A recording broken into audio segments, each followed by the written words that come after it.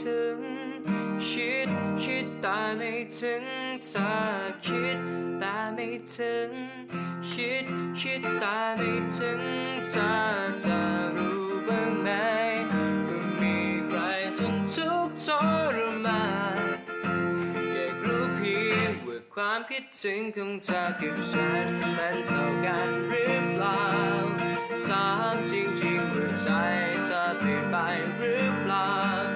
ฉันไม่คิดไม่เองใช่ไหมว่าความคิดถึงที่ฉันได้เคยส่งไปไม่เคยถึงเธอเลยยิ่งนึกถึงวันนั้นวันที่เราหัวเราะกันไม่เคยลืมและยิ้มเธอสักครั้งจำได้ไหมวันที่เราทะเลาะกันเธอยังอภัยฉันอยู่ทุกครั้งทุกความทรงจำมันทำให้ฉันคิดแต่ไม่ถึง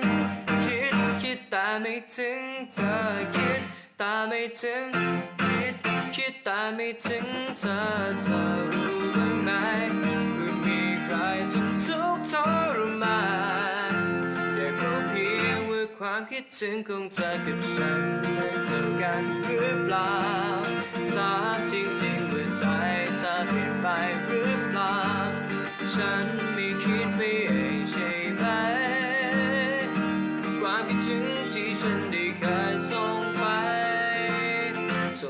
ได้เพียงในความทรงจำที่มีเราเรื่อยมาแค่นึกภาพตอนนั้นฉันก็มีน้ำตา